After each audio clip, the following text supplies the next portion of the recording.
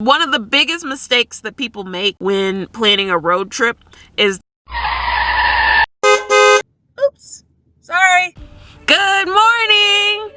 So while Andrew's cooking breakfast, I figured I'd sit down and finally talk about some things that people have been asking me on Instagram, specifically how I plan my trips, because everybody's like, well, where do you get cheap hotels and where do you find cheap flights? I've always been the type of person who's been able to find a flight to Paris for $200, or I just used my points on Southwest. I bought Andrew and I 2 tickets to Puerto Rico for my birthday for $22. So there are a lot of options when it comes to travel. You don't have to travel for $1 million every single time you travel. And the same thing goes with our road trip. We don't spend a ton of money. We sleep in the back of the car. Andrew cooks everything. It's a whole thing. And we'll definitely sit down and talk about all the ways that we save money on this trip. But I want to talk specifically about how I plan this road trip and what I use to plan the road trip, because I think it would be easiest to start with that. So the way that I planned my road trip is that I was about to graduate, and I planned this road trip because I needed something else after I graduated. I am an actress. So right now, theater is kind of closed. There are definitely virtual things you can do, but it's just like everything else in the acting world. You have to know somebody to really get an audition to do it. And so I saw my friends doing virtual acting, and I saw my friends doing showcases and things like that. And I was like, I just need a break.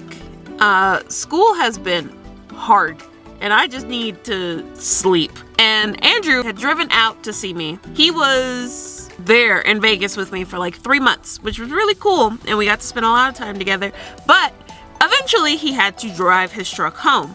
So I was like, well, what if we took the long way home? So instead of going south the 2,000 miles, we went up to Washington, across, and then down, so that I could drop my stuff off in Chicago, and then we went down to Georgia. He said no, and then he said yes, like a crazy person.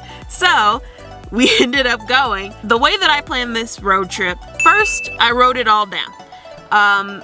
I wrote down everywhere that I wanted to go. I wrote down every state that I wanted to visit. I wrote down how we were going to do all of it, if we were going to sleep in the car, if we were going to get hotels, how expensive were hotels in different places, where we were going to get gas, different stuff like that. Just everything, down to the very littlest detail. So my belief when I originally planned this road trip was like, it felt irresponsible to do. I was like, I don't have any money really. Andrew and I are going off of my savings account and his income, and I should just go home. I should get a job and just settle and start working. I talked to everybody, and they were like, if that's what you want to do, you should do it. And I'm like, that's easy for y'all to say. You're not the one paying for it. And I think that what finally convinced me was that I wrote everything down and I planned it out to like the most minute detail. I was like, this is where we'll be. And I didn't need it to go exactly to plan, but I needed to see it. I needed it to be as real as it possibly could without me actually going, you know?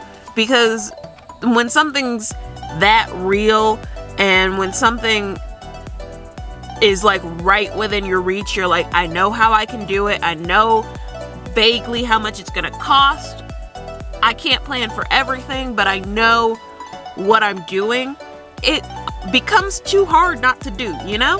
And then the second thing that I did, definitely sign up for anything that offers rewards for things that you're going to have to do anyway. If you're gonna travel anywhere, get a travel card, you know, because the regular cards that only give you points for groceries and stuff, those aren't gonna cut it.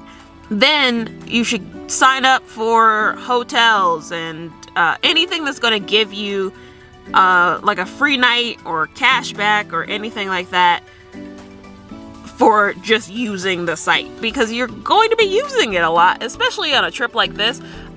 we have stayed in probably about 3 hotels. I've gotten points back for those hotels towards a free night in a hotel. So it's been very useful to have that.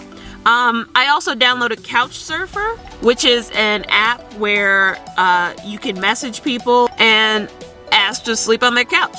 And we haven't done that yet, but we also haven't been in a place where we could really do it.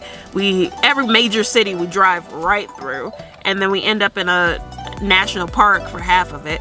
Plus, we have the trailer now, so we don't necessarily have to sleep on anybody's couch because we have a bed. So hotels.com or the Hotels app, Couchsurfer, download Verbo, which is basically Airbnb but has a different name, and Airbnb. Download all of those.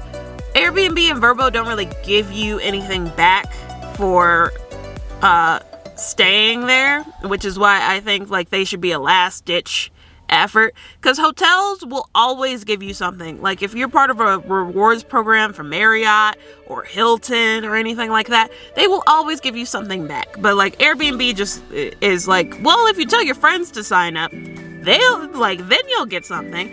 But staying there a bunch just doesn't give you very much, so it doesn't make a ton of sense to me why you would go for those first. Download Honey and Groupon. Honey, not sponsored, unfortunately, saves you a ton of money. They automatically apply discount codes for you for whatever site you're on, which is how I find a lot of the stuff that we do really cheap. And it's how I plan around it. I buy tickets in advance and then I use Honey and it becomes like 10 times cheaper.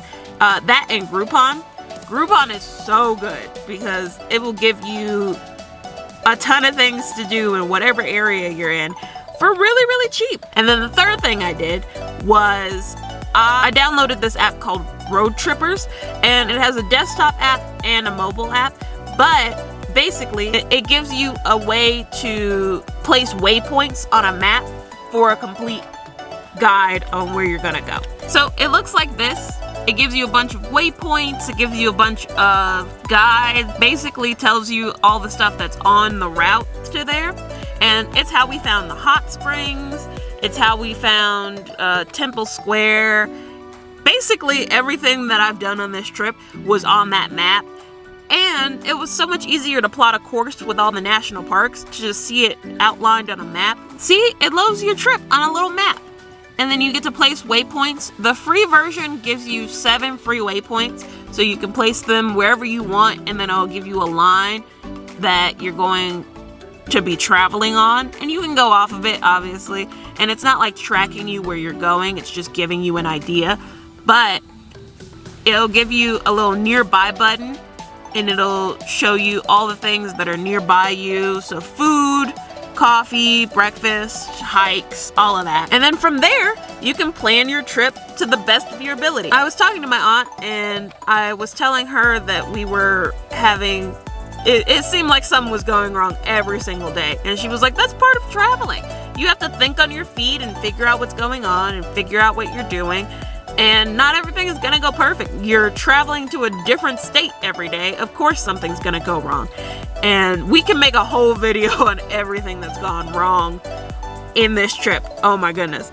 But she is right. It has made us much better at thinking on our feet and figuring out problems. And I've really appreciated the opportunity to do everything that we've done. So Road Trippers is a really useful tool and basically gives you the easiest way to map out your trip. Road Trippers, if you want to sponsor me, I am here, and but I'm going to give this, I'm going to give this tip no matter what, because it is so useful. One of the biggest mistakes that people make when planning a road trip is that, one, they expect everything to go as planned, and then they freak out when it doesn't, which, to be fair, me.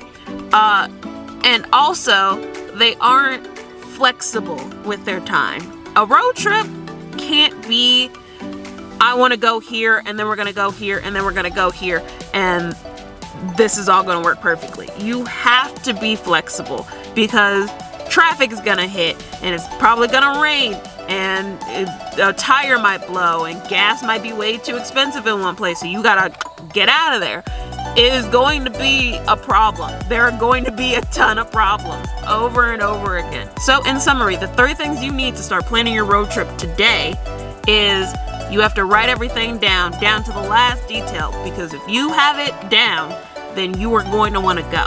If it's just an abstract thought in your mind, I want to go see Mount Rushmore and maybe visit a few other states, you are never going to do it because that is daunting. That is too big of a task. But if you say, I want to go to Mount Rushmore and I want to see South Dakota and this and that and the other, after that, then absolutely. 2, get something that gives you rewards. Get a card, download apps, hotels, get Couchsurfer, figure out where you're going to stay and get things that offer you rewards back. Couchsurfer is completely free. You don't have to pay to sleep on somebody's couch. You can absolutely give them money if you want, but you don't have to pay to sleep on someone's couch. And that is what makes it the best. And then 3, download Road Trippers so you can outline what's on your trip, and it gives you the best possible options for what you can do while you're on your trip. And that is how you plan your road trip today.